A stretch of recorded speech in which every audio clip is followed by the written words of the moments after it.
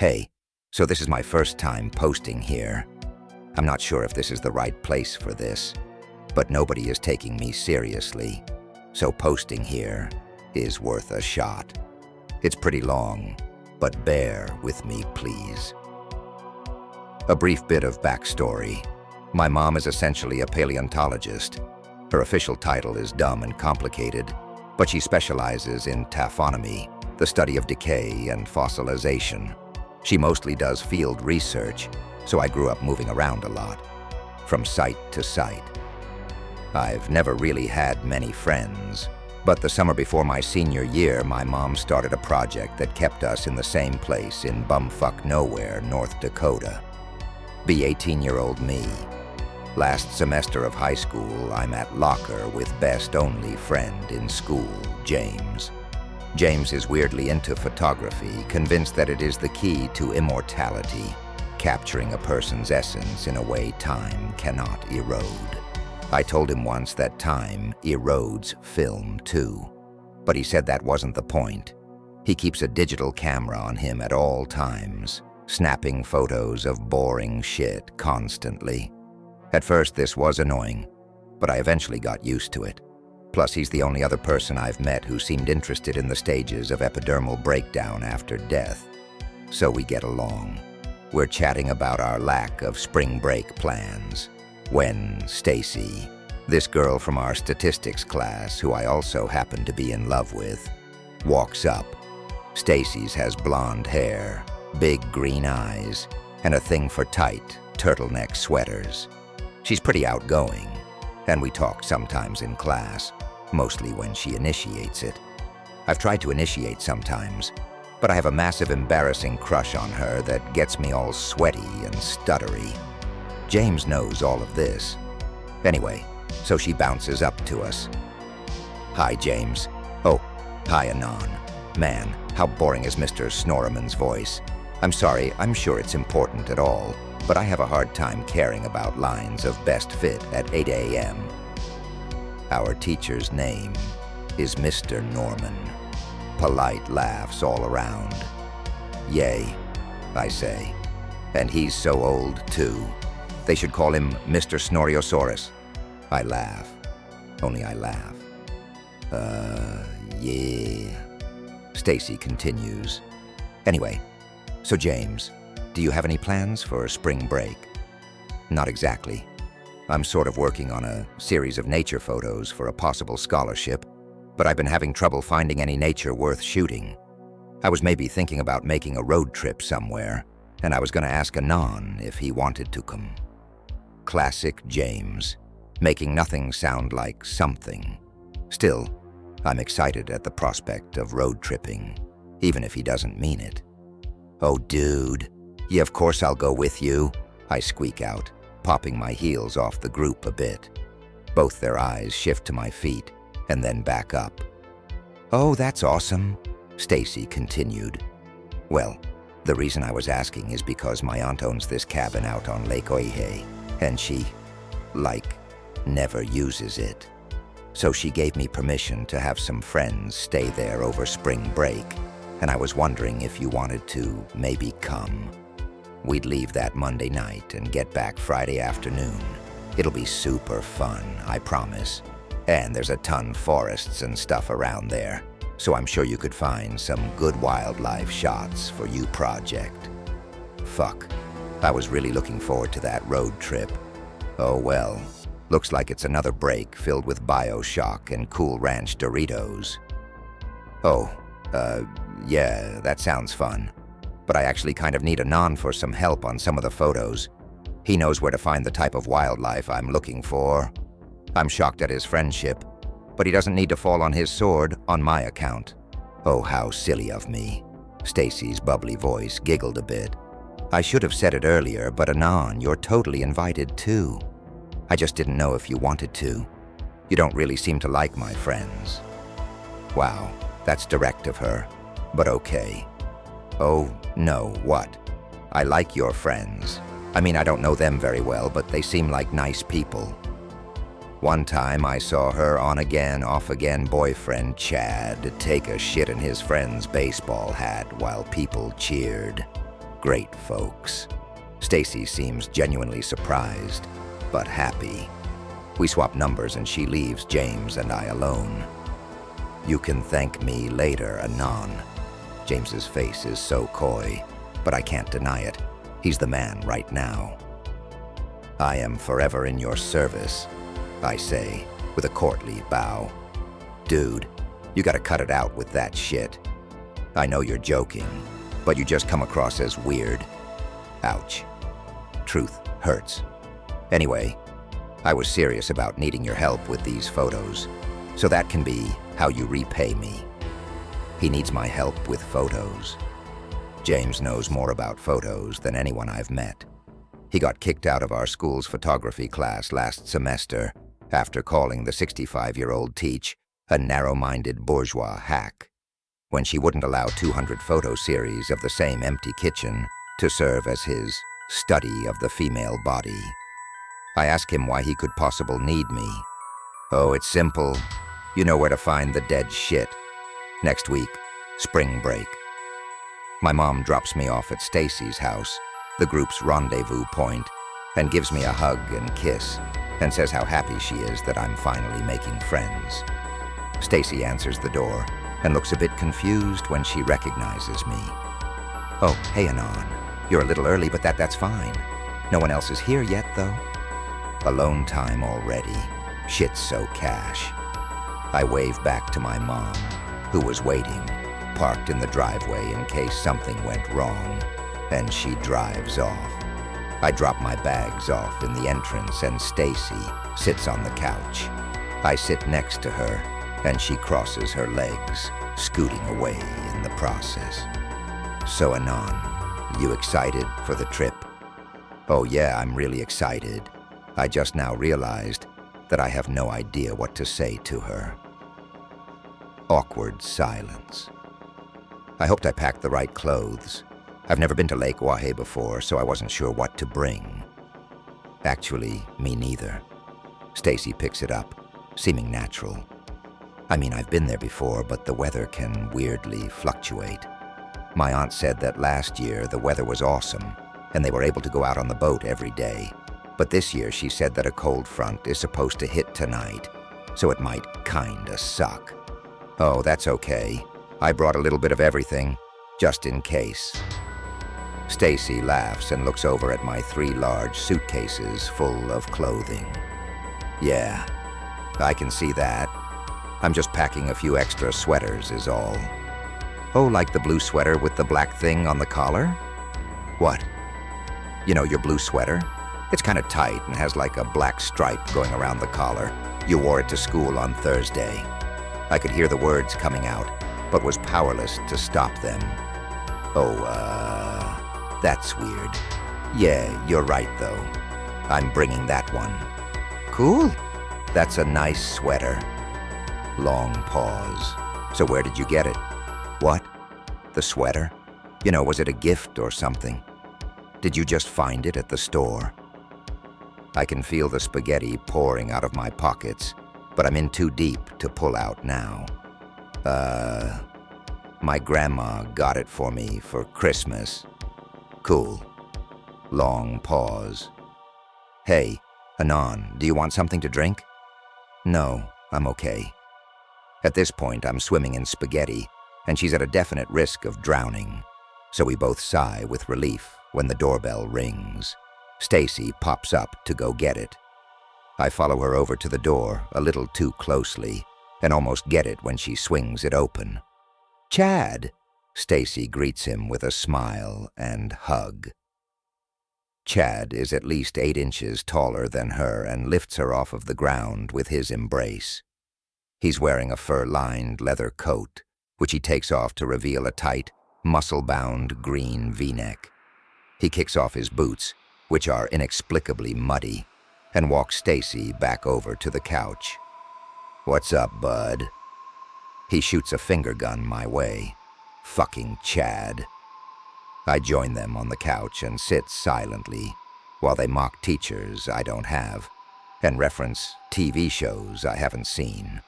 What's worse is that I never got a drink, but I was definitely thirsty. Eventually everyone show up, We pack up the car and headed out.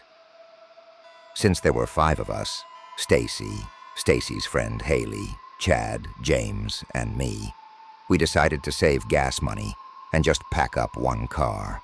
There were supposed to be 2 other girls with us, Sarah and Emily, but their parents caught them making out earlier that week and grounded them both. 5 people in 1 car means that I get stuck in the middle back seat between James and Haley.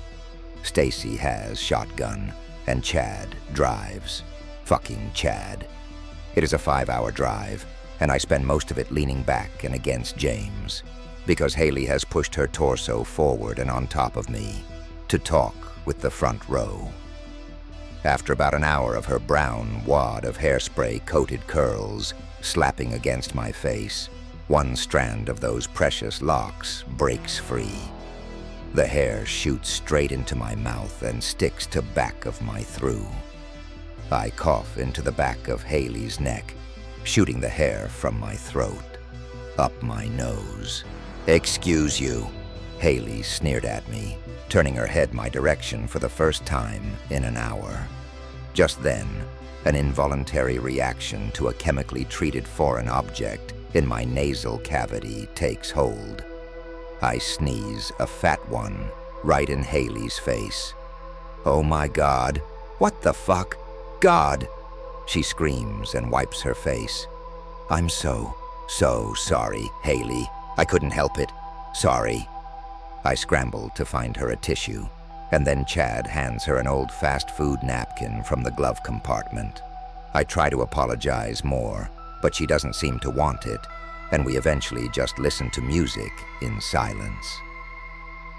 After we exit the interstate, we take a series of smaller highways and winding, dimly lit roads. About 40 minutes later, our cell phone service begins to fail.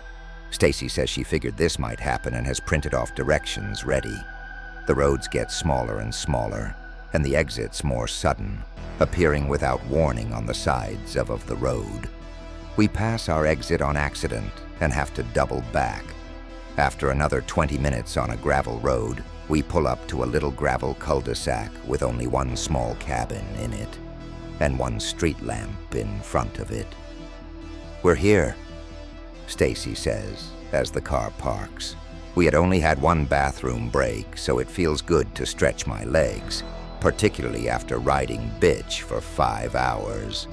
Plus, the close quarters had made each of us less than comfortable, so as soon as we got out, everyone kind of wandered off the cul-de-sac away from each other. Stacy was right. The woods are thick out here, really thick. Granted, it's easily after 10 p.m. when we get there, but even with the bright moonlight and the street lamp, when I look into the woods, everything seems black after about 15 feet. "Hey, sneeze machine. You want to help us unload?" I turn back to the cul-de-sac to see Chad holding 2 bags and grinning at me. "Yeah, of course I will," I say, marching back to the car. As I pick up some stuff, Chad leans over to me. "Pretty spooky, huh? All that darkness." I guess I don't really think so." "Oh, well, good for you," Chad taunts. "I think it's thrilling, this deep in the woods. So far from society's cradle. No one to call, even if you could call anyone. I don't know what face I make, but when he sees it, he starts cracking up and pats me on the shoulder. "Hey, don't lose any more fluids tonight, bud. I'm just fucking with you. It'll look great here in the morning." I look over to the woods, and it seems like they're inching towards me. After he walks away, I check my phone again. No service. Fucking Chad. Tuesday morning, I wake up in my sleeping bag on the floor in the spare bedroom. The cabin has only 2 bedrooms, so we split it between guys and girls. 3 guys, 1 bed. Chad won it in a bullshit rock/paper/scissors tournament. I sit up and realize that I'm the only one still asleep. Quickly get dressed and hurry to the main room. The cabin is 1 big square with a living room/kitchenette combo in the middle and bedrooms on either side. Everyone is awake. Haley is in the living room, flipping through a record collection in the corner. Stacy is at the stove, cooking breakfast. Oh, Sleeping Beauty has finally risen. Chad is at the table, laughing with a beer in his hand. He's wearing another tight V-neck, and the vein on his arm suggests that he started the morning with push-ups. Hey, Anon, do you want some eggs? Stacy asks from the kitchen. Oh, yay, that'd be great, actually. Where's James? He's out front with his camera. Chad motions with his beer hand. You'd think the kid never saw trees before. I told you, he's working on a project. Stacy corrects him. Besides, it's nice that he's passionate. Hey, I don't have a problem with it. To each their own, sure. Hey, Anon, grab yourself a beer. Start the morning off right. I've never drank beer in the morning before, but I'm not trying to argue with Chad about that right now. I've done my share of underage drinking, but if I'm being honest, it's never been anything crazy. Usually a friend or two sneak into their parents' liquor cabinets, and we make drink bets on Super Smash Bros. I go to the fridge and open it. There's more beer inside than I'd ever seen in my life.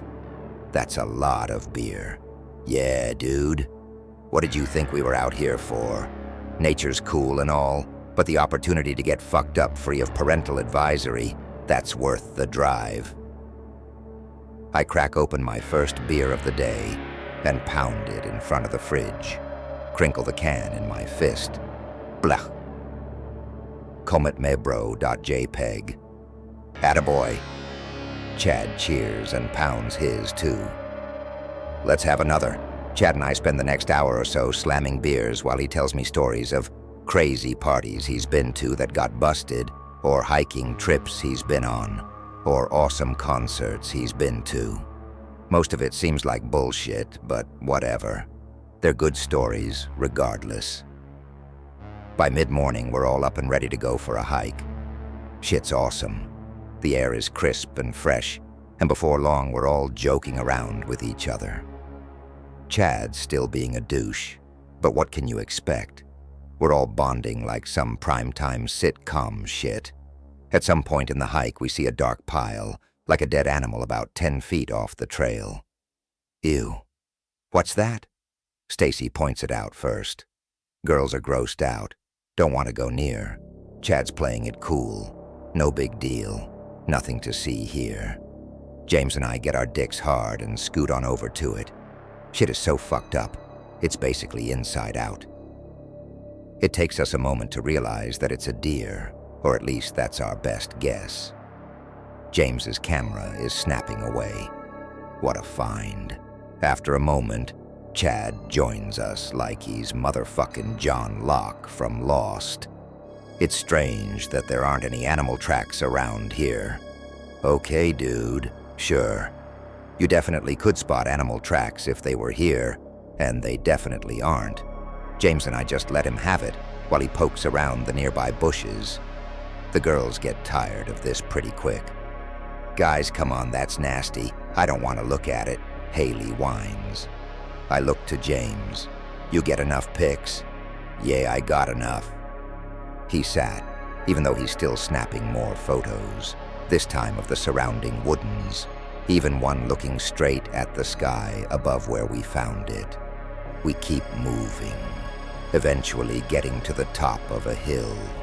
I don't know what qualifies as a mountain, and I don't think this was one exactly, but the view from the top was amazing. Where the trail ends, there is this perfect little clearing in the trees and a big stone on the cliff that looks out over the horizon.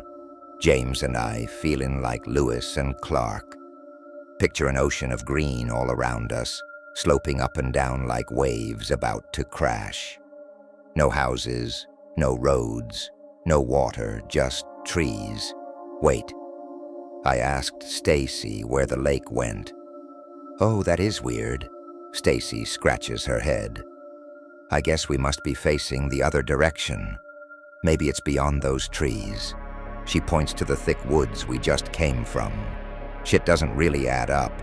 I usually have a weirdly good sense of direction, and I didn't notice the trail turning at all. I checked the sun for any indication, but it's the middle of the day, so it's just straight up above us. Does this path have a curve to it? I ask, to no one in particular. I don't know, actually. Stacy responds. This is actually my first time on the trail. I used to get really sick as a kid, so whenever I came up here, they didn't let me come along. That's convenient. Chad must have smelled my discomfort. Hey, bud, don't worry about it. We'll get back in a cinch. We just have to follow the path. I wasn't scared. Haley has been feeling weird about how alone we are, so she isn't scouting out the horizon with us. Hey guys, come check this out. She's at the edge of the clearing, to the right of where we came in, looking at some kind stone structure. We move in closer, and it appears to be what I would imagine a spirit shrine to look like, if I had any idea what a shrine looked like. It's about 3 feet tall, rounded on the top, with a hole and cavern in the middle. The whole thing is built out of very round gray stones, a little bigger than softballs, animals' bones, twine, and ivy. The ivy has creeped around and into every part of the structure, so we can't tell if it was part of it, or a parasite. I realize now that aside from the clicking of James's camera, everything is dead silent. No wind, no rustling leaves, no animal footsteps. I can't even hear anyone breathing. Just click, click, click, click of the shutter. Any ideas what this is? Again, I ask towards pretty much no one. Nopes all around. Another weird thing I forgot to mention. The whole shrine thing is pretty poorly put together. There are visible cracks between the rocks and bones, and it looks like it could fall over at any moment. Still, the cavity in the center is pitch black. Hey, Anon, I dare you to stick your hand inside. Chad slaps me on the back, and I stumble towards it. Fuck you, dude. No. Come on, don't you want to know what's inside? There's nothing inside there. It's just a pile of rocks. Then why don't you want to put your hand in it? 'Cause I don't. Why don't you put your hand in it, if you're so curious? Not my best comeback, but it works. Okay, deal. Chad squats down, slowly moves his hand towards the hole. He's acting cool about it, but I can see the sweat bead on his forehead. I can feel the sweat bead on my forehead, too. He slides his arm is in it up to the elbow, and it looks like he's found the back. See, he says, looking up at me. Nothing in here but... Suddenly Chad screams at the top of his lungs. More than a scream, it's a screech. His eyes are wide and white, and his legs kick out from under him, so his body falls to the ground, but he's still held up by his arm in the hole. Stacy screams. Haley screams. I grab Stacy by the waist and pull her away from his flailing limbs, hero style. Stacy, get back! Chad stops flailing and is laughing uncontrollably. Pulls his arm out of the shrine. It's totally fine. Oh my God, Anon. He's crying from how hard he's laughing. Stacy, get back! Still laughing. Jesus. Still laughing. I figured you were skittish, but I had no idea. Not funny, Chad. Stacy seems as annoyed as me. Haley's laughing too. It was a little funny. Chad stands up. Stacy kicks him in the boot. God, you're such a dick.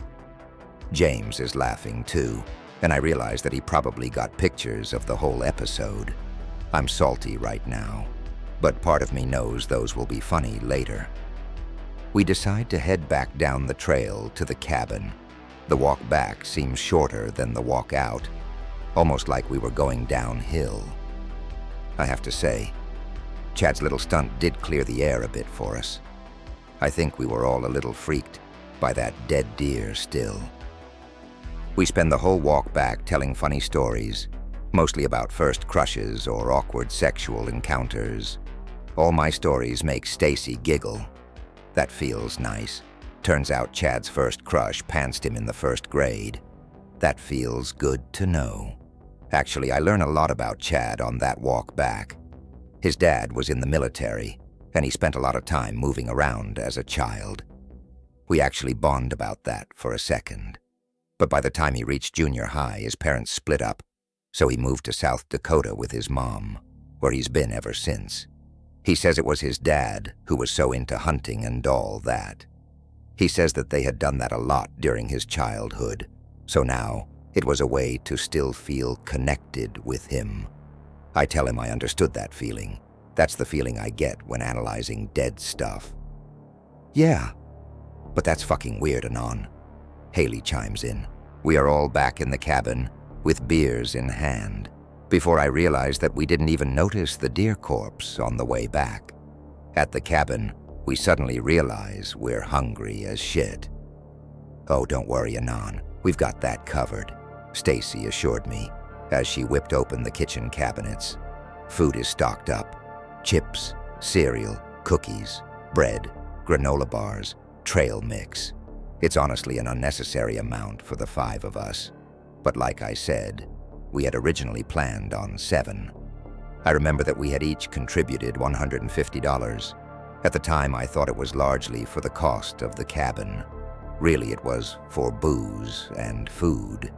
We satisfy our cravings on trail mix and shots of whiskey.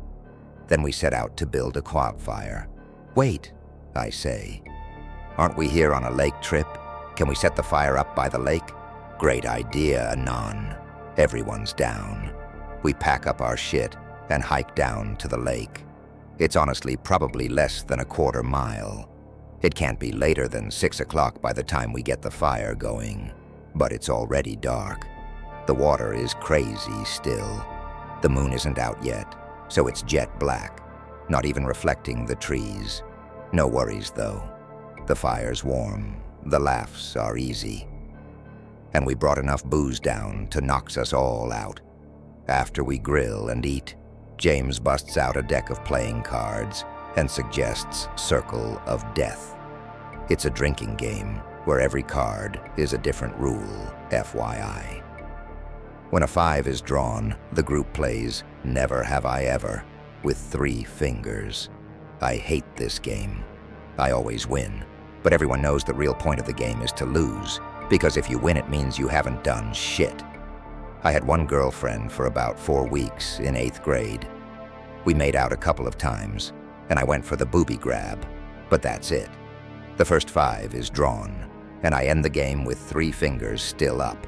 A few rounds later, the second 5 is drawn, and I lose again, though I got to put a finger down for sneaking out. I don't tell them that it was to see my 8th grade girlfriend, the night she broke up with me. After a bit, the third 5 is drawn. We've only gone through like 16 cards, but of course we're getting all the 5s. I have all 3 fingers up again, but so does Stacy, so it doesn't feel quite so bad. You and me, Anon. 3's company, she says, wiggling her fingers at me. I wiggle mine back, and we lean forward to touch fingertips. Our eyes catch during our ET phone home moment. The firelight dances across her smile, and for a second it seems to shift to sadness, like she just remembered something she had been trying hard to forget. All right, kids, 6 is for dicks. Chad cut into the moment. Anon, James, drink up. After the game, Chad tells us he's got a little treat for everyone. Given some of the newfound information we have on Mr. James and Mr. Anon, I feel that now would be the perfect time to delve into a little surprise I brought along. Pulls out 2 finely crafted White Owl blunts. I've never smoked weed before this. At first I think he's holding cigarillos, but luckily I keep that thought to myself. So what do you guys think? You want to get high? James has never smoked before either, so he and I exchange glances. Haley's the first to answer. Oh, hell yeah. Stacy puts a smile back on and says yes too. I'm in, I say, with a face of determination that garners a laugh. Be me. Be drunk and high for the first time in the woods, with the girl who seems too perfect to talk to you, and a group of people you suspect of becoming your best friends. After the first blunt, Chad asks if we want another. Stacy says she's good. I don't notice the question at first, because I'm trying to figure out whether I think the fungus on the logs we're sitting on is horsehair parachute or sulfur tuft. Hey, Anon, do you want to go down to the water with me? Look up. It's Stacy. Time to shine, Anon. Oh, yay, sure. We walk down to the water, just far enough from the others that they can't really hear our conversation. The water looks awesome. The moon is out now, and its reflection is crystal clear across the still black surface. The air is crisp and fresh on my face, nipping me a bit. Feeling ready for anything. Stacy starts making small talk about the trees and the weather. I'm remarkably smooth here. Describe it as magical as all get out, though when I actually look at the trees, I can't quite focus on them. They keep kind of shifting around on me, like they're moving, or like there's something in them moving, and like it's trying to stay out of my sight. The hair on the back of my neck is needles at this point. The air around is more than nipping, it's biting. I double my efforts to find the shadows, but they're tricky little bastards. Hey, Stacy, is it just me, or are those trees, like, moving? I realize how this sounds, but I need some answers right about now, especially because the trees aren't just moving around each other, but they seem to be reaching up, trying to block out the sky. Stacy laughs. Anon, you're just stoned. That's what it's like sometimes. Just try to relax. Here. She grabs my hand. My heart starts pounding like crazy. Just focus on this, she says, as she weavers her fingers in between mine. This is supposed to make me relax. I look her in the eyes. Wow. I never realized how much you can feel from just looking at someone. Her eyes are a bright green in the moonlight, but the water's reflection is dancing shadows across her face. I guess the shadows were always there. She looks sad in a way, like she's been trying really hard to find something or see something, but she hasn't quite gotten it. Anon, were you telling the truth when you said you've never slept with a girl? What did she just say? Yay, I was. Why is that? All right, Don Juan, step it up a notch. I don't know exactly. I guess it just never felt right, you know? I don't want it to be some random thing that happens. I don't want to do it just to do it. I'd want it to be special in some way. So I always just figured I'd wait until it was. October 10th, would repost. That's really sweet, actually. I wish I had waited. I lost it when I was 15. He was older. I thought we'd be together for forever. He broke up with me 2 days later. It's kind of gross to think about. Oh, I'm sorry. It's okay. It was a long time ago. Back by the fire, I hear the others laughing loudly. I look back and see that James and Chad have climbed part of a tree and are howling at the moon. But what about you, Anon? What do you mean by special? What does that look like? Oh, I don't know. I haven't thought about it a lot. I guess just a time when everything feels right. There'd be no worries or pressure. It'd feel like when you're in a forest alone and you hear a bird singing, but you don't know where it's coming from, but you don't have to. Because if you don't know where it's from, it seems like it's all around you. And then the song goes away, and you can hear your own heart pounding in the silence. It'd be with someone who knew that feeling. Someone who could give you that feeling with only her eyes. I pause for long eye contact, then continue. And it'd be in a place that seemed separate from normal life. Somewhere where my only memory would be of that moment. And it couldn't be planned. That would ruin everything. It'd have to come from that place, in that moment. An impulse, but one that we knew was right. Oscar-worthy shit. I don't know if it's the booze or the woods or my soliloquy, but just then Stacy leans over and kisses me on the mouth. Fireworks shoot in my head and Queen gears up for "We Are the Champions" until I break away. Wait, what about Chad? Once again, I'm hearing the words come out, but I can barely believe that I'm saying them. What? What about him? I mean, aren't you two, like, together or something? I would sacrifice a small, fatally ill child right now if it meant that I would shut the fuck up. Oh, she chuckled a bit. No, we broke up months ago. I thought you knew. Praise be to the old gods and the new. No, I didn't. What happened there? Why, won't I just stop talking? I don't know. What usually happens? I just realized he's a better friend than boyfriend. He's never serious about anything, you know? Oh, cool. I can be serious. She laughs again. Yay, I've picked up on that. Hey, do you not want to do this? Oh no, I really, really do. Okay, good. Then stop talking. Okay, sorry for the long build-up. I'll start cutting to the chase a bit. Stacy and I go back to the cabin, claim one of the rooms for ourselves, engage in sweet, sweet coitus for the first time. I won't go into details, but being drunk, high, exhausted from the day, I pass out immediately after. Wake up, no idea what time it is, unbelievable pressure in my bladder.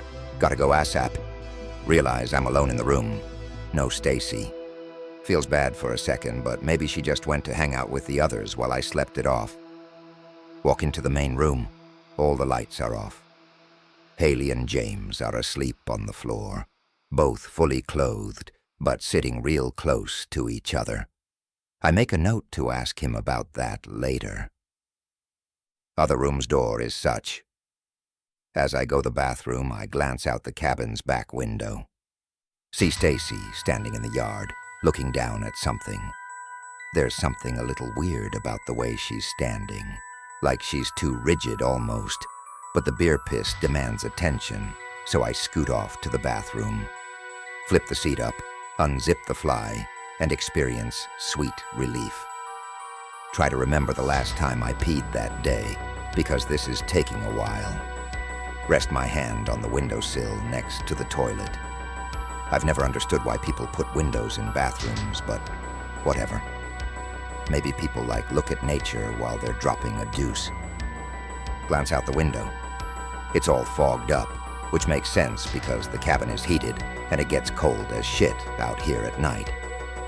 I take my sleeve and wipe away some of the condensation, and I swear to God, I see a fucking face on the other side of the glass. I scream and fall backwards, tripping over the toilet. Piss goes everywhere. Look back at the window, but the face is gone. Get pants situated and sprint outside to warn Stacy that someone's out there. Run behind the cabin to where she was standing. No one's there. My adrenaline is pumping on max now. Sprint around the cabin to the front, still shouting her name. Haley and James come outside, awoken by all the commotion. Tell them I can find Stacy, and that I saw someone looking into the bathroom window. Before they respond, we hear a voice. Hey. Turn and see Stacy, standing in front of the cabin. Stacy, where'd you go? I demand. I can hear that I sound like a crazy person, but I don't stop it. What are you talking about? I was here. She's strangely calm about the situation and about me shouting. Why didn't you respond to me yelling for you? I did. I said, hey. Okay, whatever, there's someone else out here. We have to go inside. We go back inside and lock the doors. By this time, Chad's up too, so I explain what happened. What I didn't mention earlier is that what I saw in the window wasn't just a person's face. It was like a grotesque recreation of a person's face. I only saw it for a second, but it looked like the Scream painting. Its jaw was slack and vacant, like it had been broken off and left to dangle. Its eyes and nose were giant black holes sunken in from the rest of the face. I explained this to them, and Stacy starts laughing. I'm not joking, Stacy. I saw someone or something staring at me. She's still laughing, but there's something kind of off about it. It's forced in a way. Anon, that was me. I was just trying to spook you, because I heard you go to the bathroom. The group breathes a sigh of relief and chuckles a bit with her. I start to protest, but can't think of anything to say. What she's saying doesn't make sense, but then again, what I'm saying doesn't really make much sense either. So I just stutter out a weak. Are you sure? Positive? Chad pats me on the shoulder. Okay, bud, don't take it too hard. The reefer can get us all spooked from time to time. I tell them I don't feel stoned anymore, but they aren't fazed. Everyone is tired. It's the middle of the night, so we agree to go back to sleep. Stacy asks if she can have the room to herself. She doesn't sleep well with other people. She shared the room with Haley last night, but I can take a hint, so I post up in the living room. Still, I can't shake the image of that face in the window. I keep replaying the scene in my mind. She was about 30 feet from the cabin when I saw her from the main room. Could she have gotten to the window that fast? Where did she go when I ran out there? Why was she outside in the first place? Wednesday morning. I wake up with James and Haley, and aside from a massive hangover, the morning commences like yesterday, making breakfast, drinking beer, listening to some of the records we found. Stacy's aunt must have a thing for jazz and blues, but that's fine with me. Louis Armstrong in the morning. What a wonderful world. After a bit, Chad comes out and has a heyday giving me shit for last night. Once we finish eating and down a few morning brews to kill the hangovers, we notice that Stacy still hasn't gotten up. We knock on her door and call for her. No answer. After exchanging glances, we try the knob. Locked. The door is only locked from the inside, so James suggests that maybe she just had a long night. We play it cool, but clearly everyone's a bit worried. Try knocking again. Still no answer. Each room has a window to it, so James and I walk around the side of the cabin to check if she's inside. We peek through the window and see Stacy, sitting on the edge of the bed. Her head is bent down, so her hair is covering her face. She has that same weird, rigid posture she had in the yard last night, and she seems to just be going through her phone. Even from outside the cabin, we can hear Chad knocking and calling her name, but she is just ignoring him. I tap on the glass of the window, and immediately her head jerks towards me.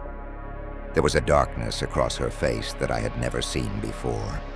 She had huge bags under her eyes, like she hadn't slept in weeks, and her cheeks were gaunt and hollow. Our eyes met for a second, and I felt this surge of hate pulse from her glare. For the first time, I start to believe that maybe it was her in the window last night.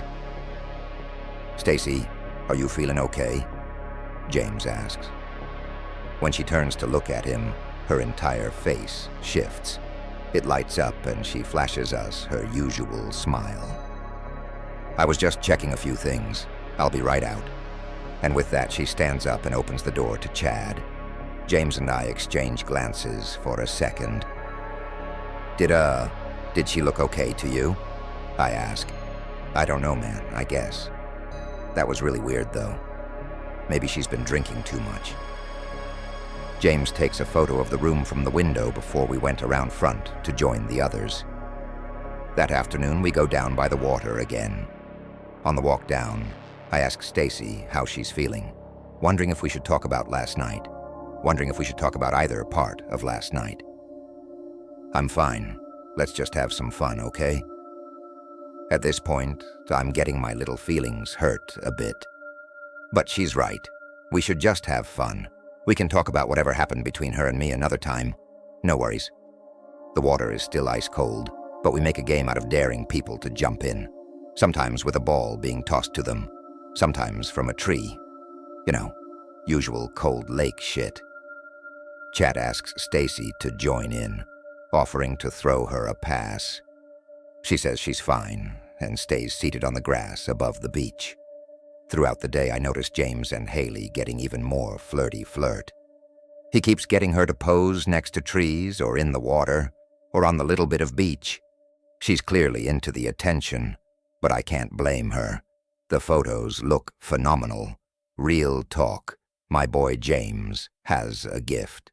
At one point, he has me click through some of the pictures he's nabbed of the trip so far, after getting through a few dozen of Haley, including some from last night around the fire. I get to the general nature shots of the trip. After about 1,000,000 shots of trees and bushes, I click back far enough to see that dead deer we passed the first day. I don't know how I didn't notice it at the time, but looking at the photo, I realized there are no flies anywhere around it. This was a torn open, rotten carcass, and there weren't any signs of scavenging insects at all. I set the zoom to the max just to make sure, and can't find anything. But when I click around the photo in the background, between two of the trees in the distance, there was a shadow, almost like a silhouette. "Hey James, look at this." I pull him over and show him that camera. "Look at what?" "There, in the background. Does that look like a person to you?" He squints at it for a second. "I don't know about that, dude. I think you're letting your imagination take the better of you. That could be anything. Also, it could be nothing. Photos capture tricks of the light all the time. That's part of the fun. How do you think I got those photos of Haley glowing by the fire last night? If you adjust the shutter rate, all the light blends together. I don't feel like arguing with him over photography, so I let it go. Once we all get tired of the lake, we head back up for a late lunch. We grill out once again, and again I realize all at once that day drinking will get you famished. Everybody chows down except Stacy. She says she's not hungry. Chad tells her that she's been drinking all day. She's gotta eat. That gets me wondering, has she been drinking all day? I haven't noticed it. Maybe she was too drunk last night and isn't feeling it now. Maybe she regrets last night and is trying to keep a hold of herself. Feelsbadman.jpg. Eventually, Chad gets her to eat, but she just kind of picks at the hamburger meat. After lunch, James and Haley go for a walk in the woods. Chad is by far the most far in on the booze, so he is ready for a nap, leaving Stacy and I alone for the first time since last night. Seems like as good of time as any to bring it up. We're in the main room of the cabin. She's sitting on the floor with her legs crisscross applesauce, examining a safety pin which is holding together a tear in her shirt sleeve. She's hunched over and her hair is covering her face. I've never seen her wear a torn shirt before, and I've never seen this shirt either, but whatever. There have been a lot of firsts on this trip. I sit down next to her, but she doesn't acknowledge it. "Hey, Stacy, should we talk about last night?" Here she looks up at me. Her face looks tired, again, and sad. "What about last night?" she asks, without expression, and then she returns to the safety pin, finally succeeding in opening it. I don't know. How do you feel about what happened, I guess? Was it okay? Do you think it was okay?" She's still not looking at me, just turning the safety pin over and over again in her fingers. "I mean, yay, I think so. I mean, I'm glad it happened. I don't regret it or anything. Are you glad it happened?" She doesn't say anything for a moment, and I feel the weight of that silence sink in. "Stacy, She turns her head towards me, and her hair falls away, revealing a huge plastic smile. Her eyes lock with mine again, but they aren't the dazzling green eyes that I'd known. These eyes are grayed and vacant, flat, like a doll's eyes, sitting over a gigantic smile. "I'm glad it happened," she says, deadpan, staring me down. As she says this, she places her left hand on my thigh, and without breaking eye contact, she uses her right hand to stick that safety pin through my jeans and into my leg, as deep as it can go. I yell and jump up, which only makes it hurt worse. "What the fuck, Stacy? Jesus?" I cuss at her, but she just keeps staring at me with that same vacant smile. I limp over to the bathroom and sit on the toilet to get this thing out. The pin is lodged over an inch into my thigh, and the suction mean that removing it is a slow process. I feel my skin pinch up to grip the needle as I pull it, throbbing out of my thigh. Once it's out, a few drops of blood stain my jeans. I bandage up, so the only real harm is a burning pulse in my thigh. I don't know what to do next, because everyone is gone but the two of us, and I'm not trying to talk to her again, in case she has something bigger than a pin next time. I end up just sitting in the bathroom, thinking about everything, until I hear some doors open and close, and figure that the coast is clear. Sure enough, when I go out to the main room, Stacy is gone, and the door to her room is closed. Suddenly the cabin feels claustrophobic, so I go out for some fresh air. After a good amount of grumbling who stabs someone with a fucking safety pin, I realize that I'm actually pretty drunk at this point. Frankly, we've all been drunk the whole time, and the sun is bright and cozy. So I find myself a nice tree on the edge of the cul-de-sac to post up in for a little nap. I wake up to the sound of James's camera shutter. Click, click, click. Oh, dude, fuck off with that right now. My leg still hurts, and I'm not in the best mood in general. James laughs, but stops taking photos. What's the matter, Grumpy Gus? Why are you out here alone? I tell him about Stacy and about last night and today and why my leg is bleeding. Yay, that's pretty weird, dude. He basically tells me that I should try to lay low and maybe give her some space for the rest of the trip, since we're only there for another 2 nights. And we only have 1 car, so it's not like I can leave early. That makes as much sense as anything else. Still, this isn't exactly what I had in mind when I said that I wanted my first time to be memorable. We go back to the cabin to see Chad packing up some backpacks. I ask him if he is leaving or something. Ouch, Anon, and I thought we were just starting to get along. Oh, sorry, I didn't mean it like that. Why are you packing up? Relax, bud, I'm just fucking with you. My feelings don't hurt that easy. He pauses here for a second, and I can't decide if he's implying something about me. Regardless, he continues. I just figured we'd had enough time lushing it up in this cabin. James and I did some talking and decided it'd be fun to spend a night out in the woods, set up some tents, dig a little fire pit, unplug for a night. I actually have trouble believing that he's saying this. This sounds like the worst idea ever. I don't know, man. That doesn't sound very safe. What about, like, wild animals or something? What I mean to say is, what about that fucking spooky-ass face I saw in the window? But I figured they wouldn't go over well. Oh, don't worry about them, Chad reassures me. We aren't bringing any food they'd be much interested in, plus they don't like fire. So as long as that's going, we should be fine. I'm still not sold. Okay, but like, what, you want to go off the trail? We got turned around yesterday and didn't realize it. What if we get lost out here? You yourself said that there's no one to call. Yay, but that's what we have compasses for, and a map. We know the coordinates of the cabin. We know the route of the road that leads to the cabin. We're just gonna go east for a bit, anyway. There's not much getting lost we can do, so long as we walk straight. Besides, I'm Eagle Scout. This isn't exactly a new thing for me. Chad's an Eagle Scout. Of fucking course he is. Come on, dude. It'll be fun. James is weirdly excited about the prospect. Then I see the hickey on his neck and understand his real motivations. I protest a little bit more, looking for Haley for support, but she just says that if I don't want to go, I can just stay at the cabin alone. I start packing up my own backpack, cursing the whole time. Chad has us hike for about 2 hours off of the trail. Thankfully, no one is drinking as much tonight. I stay stone sober. The feeling of the hike itself is hard to pin down. On the one hand, James, Chad, and Haley seem to be having a great time. They're joking and laughing and telling camp stories. The three of them honestly could be made into a promotional video for Lake Oahe, friends, forests, and good feels.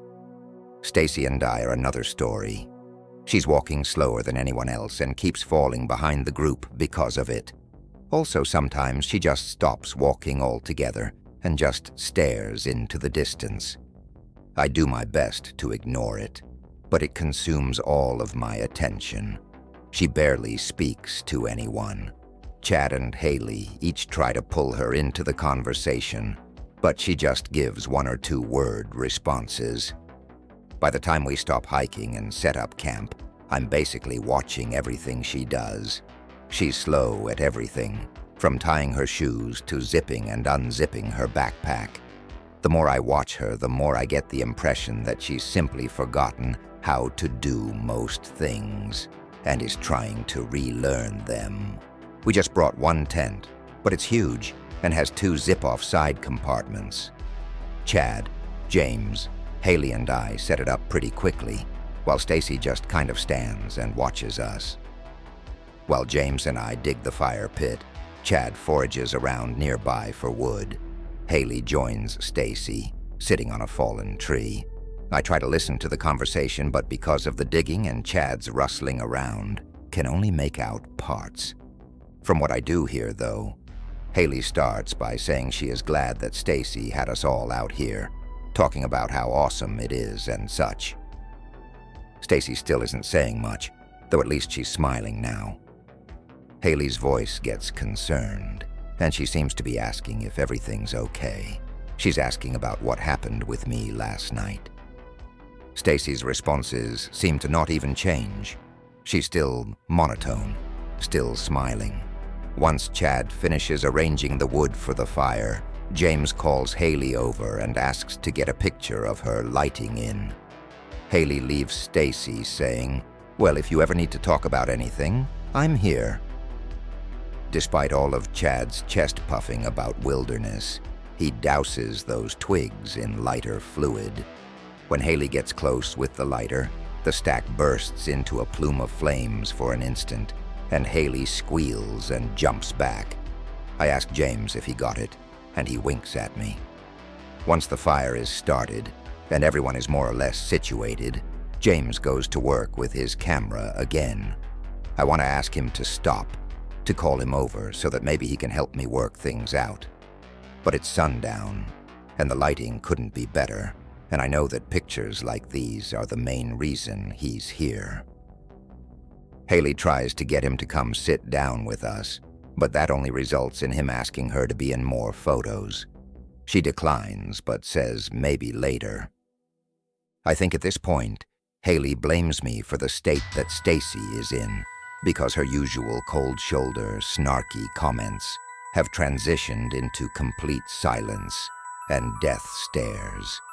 James brought along supplies for s'mores, so even though he isn't participating, the rest of us sit down to roast some marshmallows. I don't really like s'mores, but at least it's something to do. Chad challenges Haley, Stacy, and me to see how can roast their marshmallow to the best golden brown.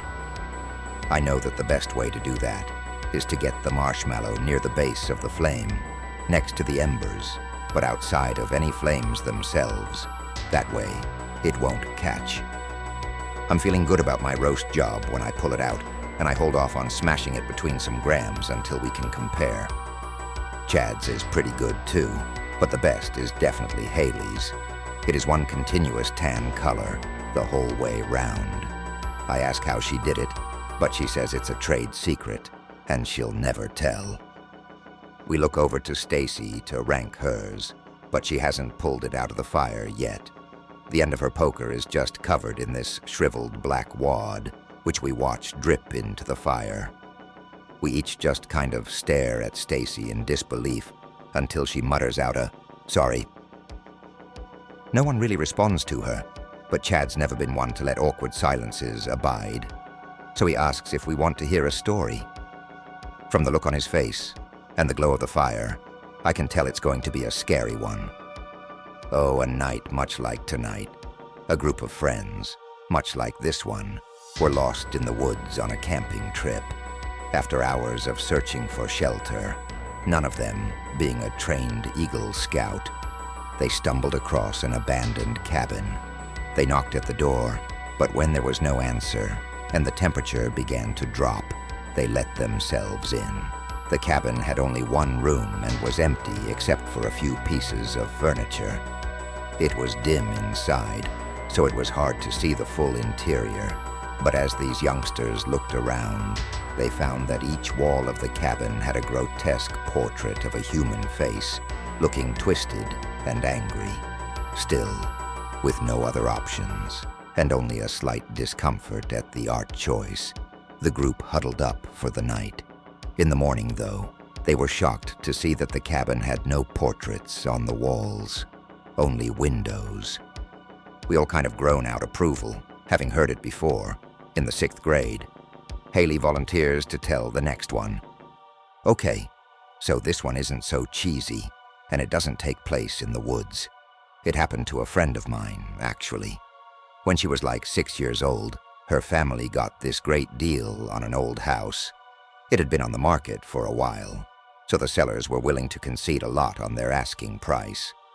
Well, one night, my friend was in bed, and she heard her mother calling her downstairs. She kind of ignored it at first, hoping she had misheard it and could go on sleeping. But her mother kept calling her, and kept calling her. A little worried at this point, she got out of bed and began walking through the hall. She could still hear her mother calling for her, calling her "sweetie," and all this from the kitchen downstairs. But as she was going through the hall, her mother's bedroom door opened. Her mom grabbed her by the nightgown, terrified, and said, "Don't go down there. I heard it too." They called the cops, but there was no one else in the house. Afterwards, they looked into the house's history and found out that it had been on the market for so long because a previous owner had murdered her daughter in the kitchen and baked her in the oven afterwards. I don't believe that at all. Chad says, realtors have to disclose past crimes and stuff like that. Not if it wasn't the immediate previous owners. Okay, but still, how did they call the police without going downstairs? Did your friend have a cell phone 10 years ago? Jesus, Chad, it's just a story. You don't have to be a dick about it just because yours sucked. I don't say anything through any of this because I'm distracted by how pitch black the woods around us have gotten and how Stacy has just been sitting, turning over a stick in her hands, not looking at anyone telling the stories. What if you were trapped somewhere for a really long time? Stacy cuts off Chad and Haley's argument. She is speaking slow and deliberately, like she's finding each word individually. And you didn't know why you were trapped there, but all you wanted was to get out. What would you do to get out? Wait, I don't understand. Chad butts in. Where am I trapped? Like a basement or something? Stacy doesn't respond, but gives him the same blank stare she gave me earlier that day.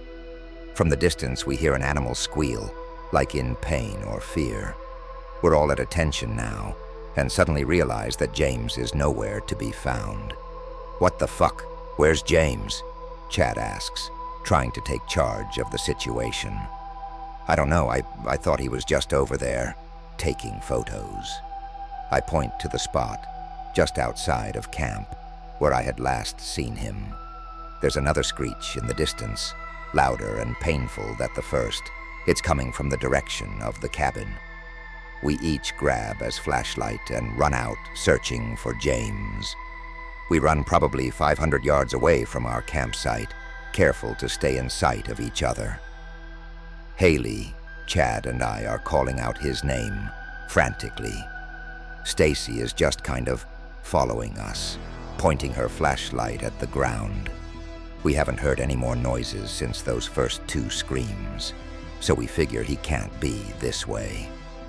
We double back to the campsite so that we can search in another direction without getting turned around. We're still calling out his name. On the way back to camp, my flashlight reflects off something on the ground. I go to check it out. It's James's camera. My panic is on high at this point.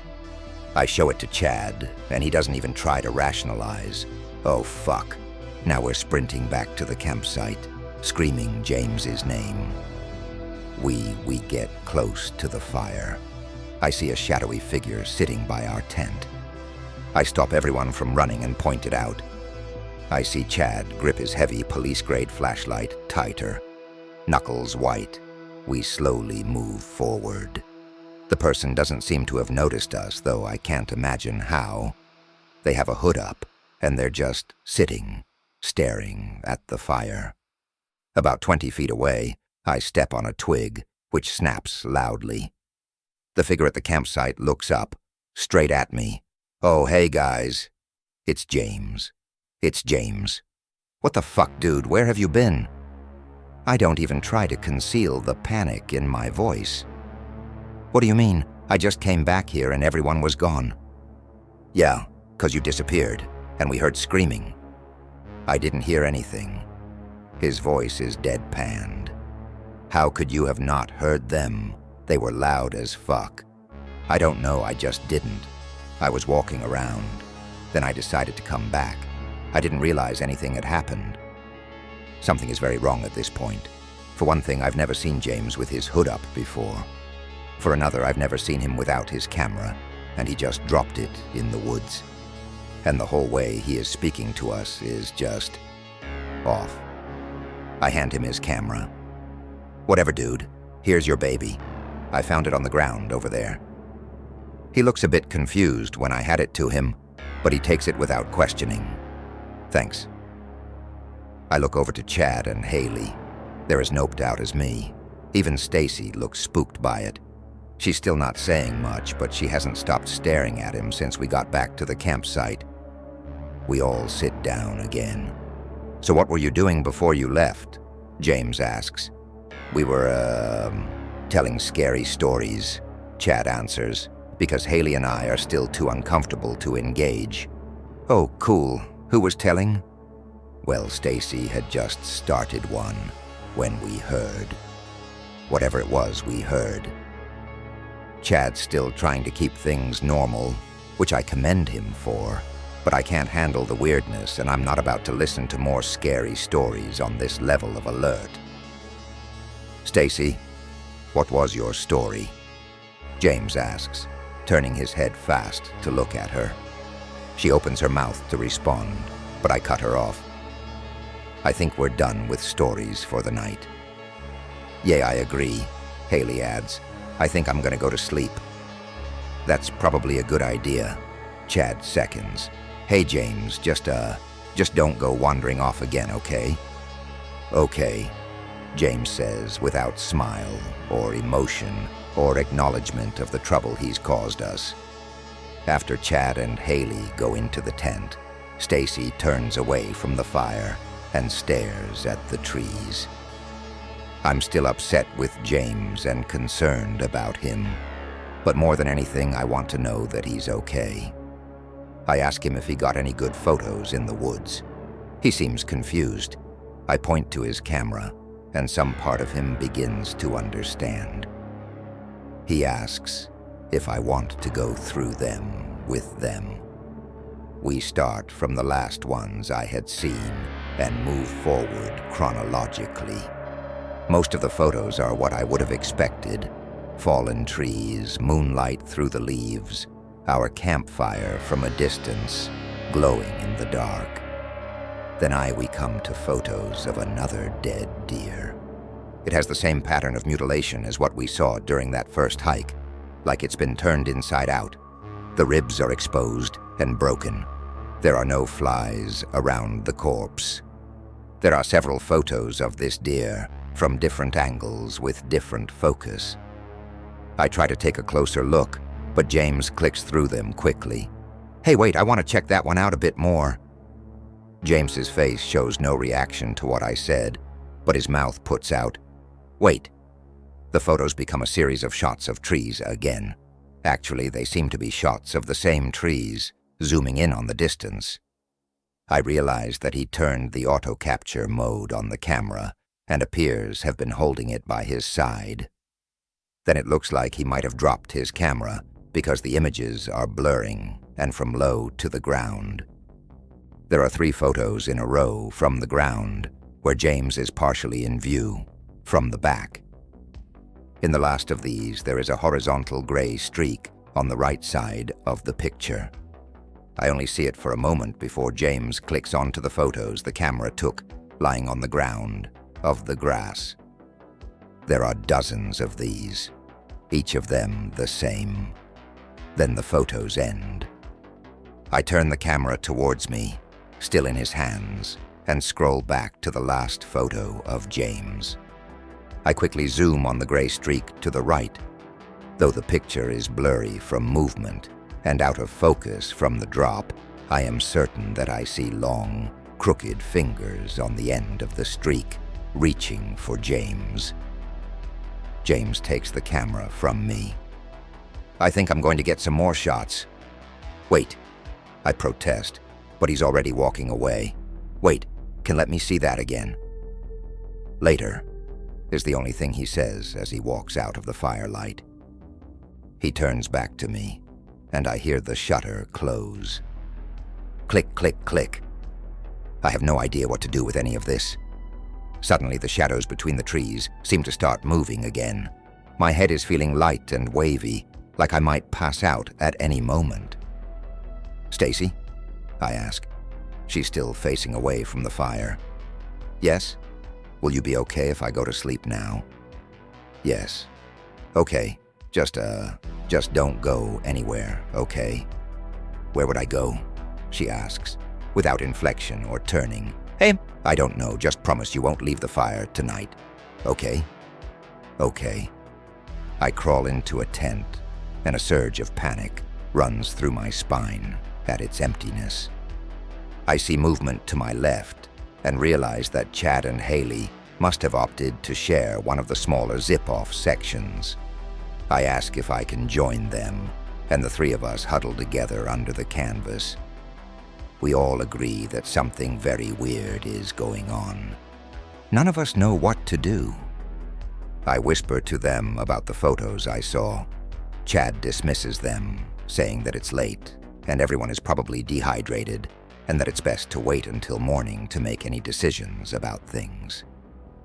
Haley says she doesn't know what it is, but there's something scary about James now. The 3 of us cuddle together for warmth or security, and the swimming feeling in my head takes over. Everything goes black. At one point in the night, I wake and peer out of the tent. The fire is out. James and Stacy are sitting on opposite sides of the cold fire pit, staring at each other in silence. I try to decide if I'm dreaming or not, but fade to darkness again before I do. Thursday morning. I can see my breath when I wake up. I grip my fingers a few times to remind myself that they work before unzipping the tent and crawling outside.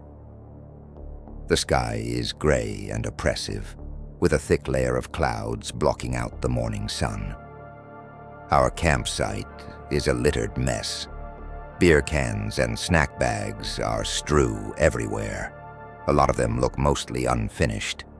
I go to work picking the trash up while I try to work through what I remember from last night.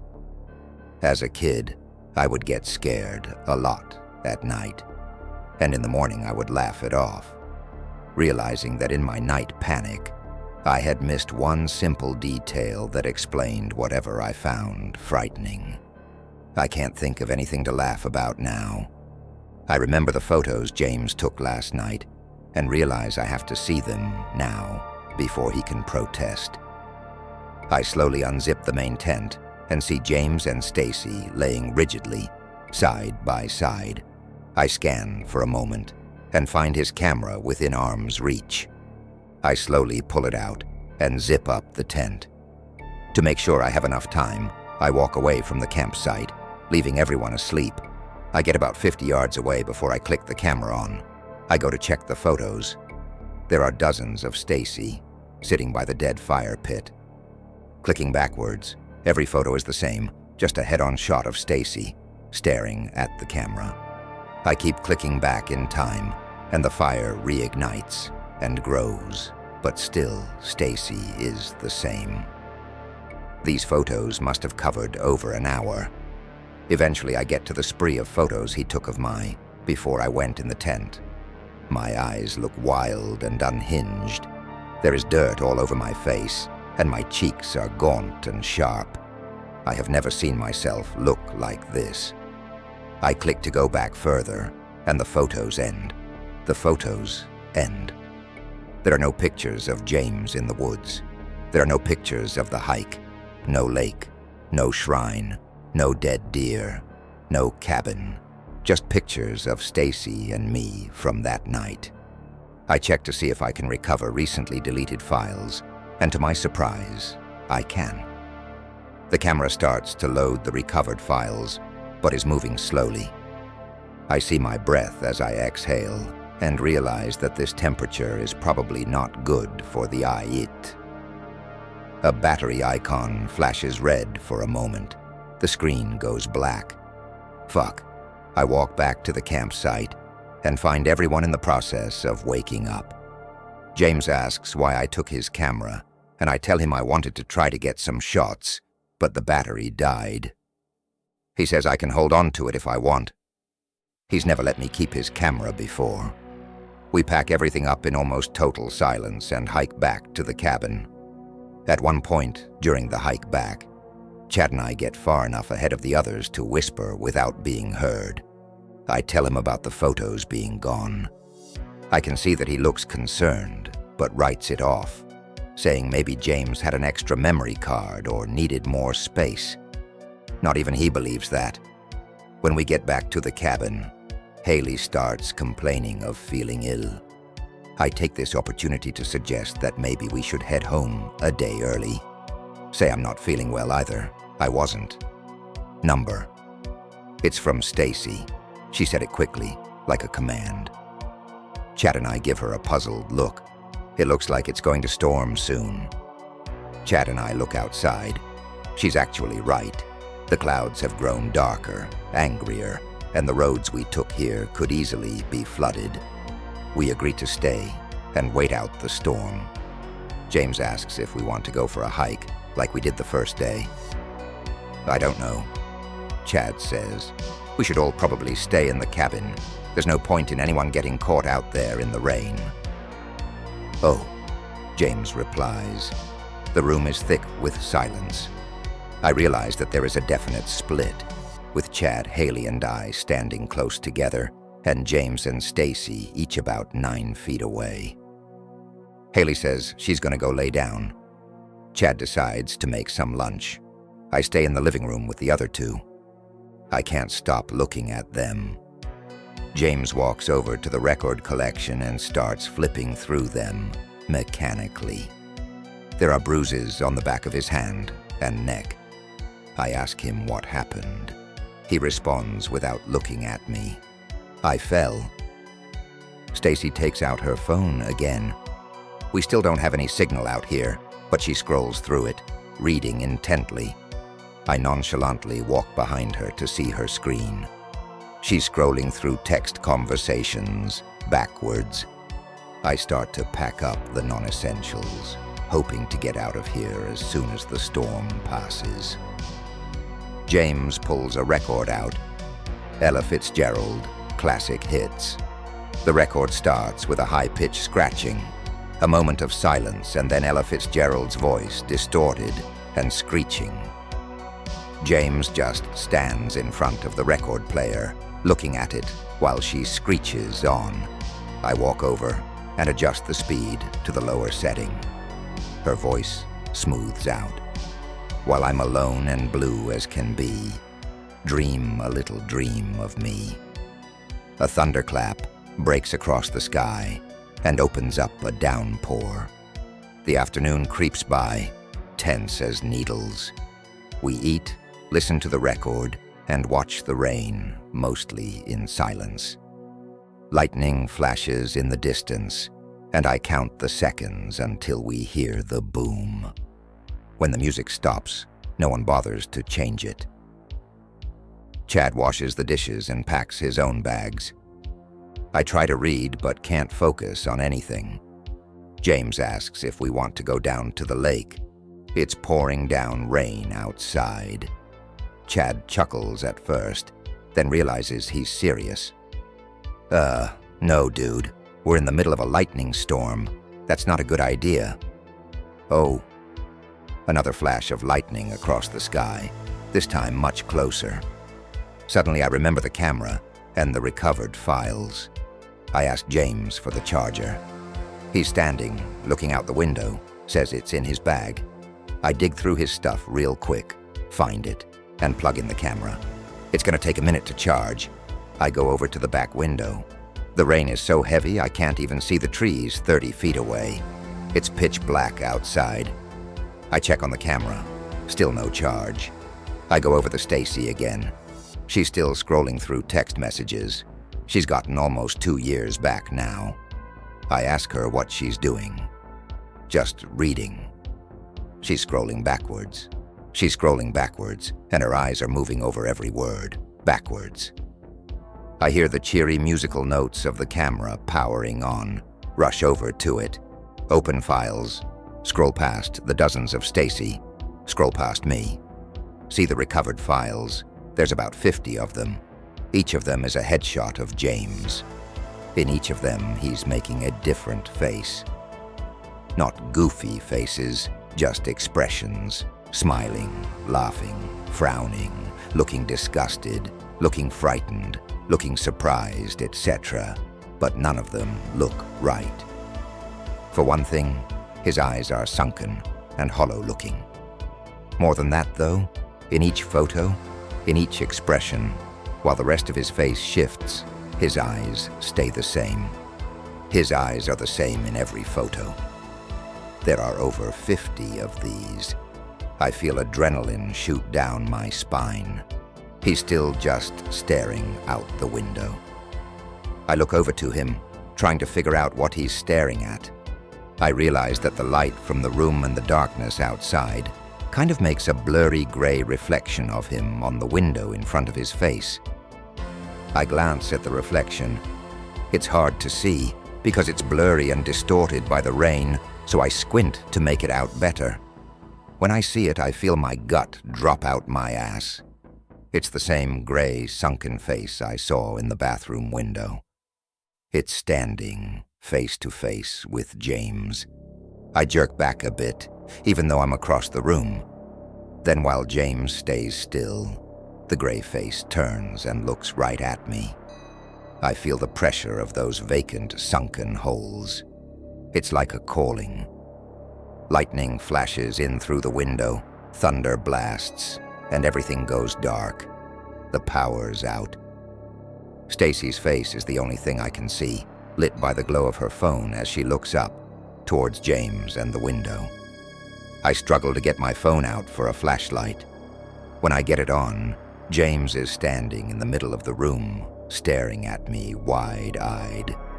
I shine it at the window, but there's nothing there. Chad, I call out. Hey, I'm right here, he says, clicking on his flashlight, which does a much better job of illuminating the room. I guess the storm knocked the power out. He continued, Well, no shit, I snap at him.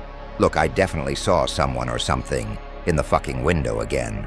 I know I did, and this motherfucker was looking right at it. I point and shoot an accusatory finger at James, who is still standing in the center of the room. Stacy is standing too, at this point. She and James just look at me blankly. Chad starts to say something but is cut off by a scream from Haley's room. We rush in to see her crouched in corner, clutching a blanket, screaming, staring at the window. Chad tries to calm her down. I look to where she's staring. I shine the light from my phone onto the window. On the right side of the glass, I see a fading handprint. The fingers on the handprint are grotesquely elongated. After a second, it's completely faded away. I turn back to Haley, who is hysterical, still staring at the window. Chad tries to get her to the main room, slowly getting her to her feet. He shines his light towards the bedroom door. James is standing in it. What's going on? James' voice sounds like nothing, like it's coming from nowhere and no one. I don't know, Chad answers. Some weird shit is happening. Haley is freaked out. We should all just sit in the living room together. What's happened? James asks, not moving from the doorway. I don't know what's happening, James. Chad is no longer keeping the frustration from his voice. James' face is ticked a bit when Chad said his name. But I'm trying to figure it out, Chad continued slowly, which is why we should all go to the living room. James looks over to me and tilts his head like a question. James, I say, locking eyes with him, feeling a tension I've never experienced before. Please, move out of the way. My heart is pounding in my ears, a booming over the pattering rain on the window. Silently, James steps back and moves to the living room. Chad walks out with Haley, who is still crying, but trying to stifle it. Once we're all in the living room, Chad pulls out the electric lantern we brought and sets it in the middle.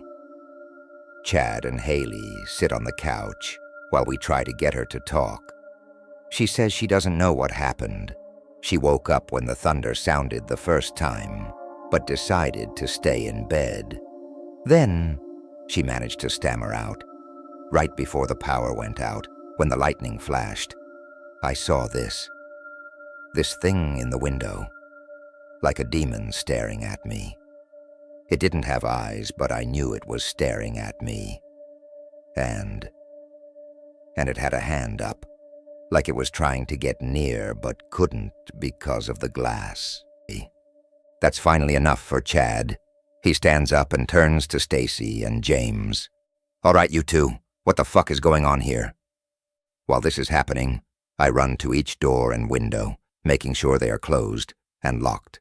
The deadbolt to the front door is ice cold, stinging my fingers as I turn it. James and Stacy are in the middle of the living room. They just look confused.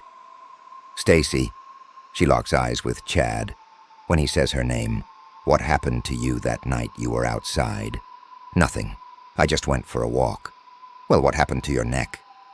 I'm pacing behind them and notice for the first time a massive bruise on the side of her neck. I don't know how I missed it. Maybe she had it covered before. I don't know. Fucking Christ. Chad throws his hands up, resting them on his head, and then joins me, pacing. He asks each of them a few more questions like this. Their answers are always, I don't know, or what do you mean? Stacy doesn't move, but she stops looking at Chad. She turns to stare out the window. What the fuck do you mean you don't know? Chad is yelling at James now, getting in his face. You don't know what happened to your hands. You don't know where you went last night. You have to fucking know. With the last line, he pushes James's chest. James falls backwards on the ground, but stands back up without saying anything. What about that? Chad says, closing the distance between James and himself. Do you know about that? Do you remember that? Chad pushes James against the wall by the front door. Still, Stacy isn't looking at them. Say something, Chad yells, as he grabs James's shirt and slams him against the wall. When James hits the wall, several things happened at once. The whole cabin shakes. All of the lights flash on. The record player beings to play again, screeching louder and faster than before, sounding nothing like Ella Fitzgerald. Haley lets out a long, continuous scream. I look to the windows. With the lights back on, it's possible to see out again for a few feet. In the windows, in each of the windows surrounding the cabin, there is a gray figures with no faces and sunken eye sockets. pressing their long, deformed hands against the glass. The record player is screeching out a demonic version of "Putting on the Ritz," too high and too fast. Chad lets go of James and kind of stumbles back into the couch, staring at the faces in the windows. Haley is still screaming. Somehow, despite all of this, I hear Stacy say, "I think we should go for a hike." James moves towards the front door with his hand out towards the lock. Without thinking about it, I grab an empty bottle from the table and smash it against his head. He falls to the ground, unconscious. If you're blue and you don't know where to go. The record player screeches out. The figures in the glass are barely moving. They just stare at us, stroking the glass longingly. I drag James's unconscious body over to the rest of the group. Stacy still doesn't look concerned. I stand next to Chad for a second, trying to comprehend the situation. We can all see them. We can clearly all see them. We can see them and they can see us, and they want to get inside. Different types, who wear a day coat, pants with stripes and cutaway coat, perfect fits. I scan from window to window, feeling paralyzed. I can't decide what to do. I can barely even think about what's happening.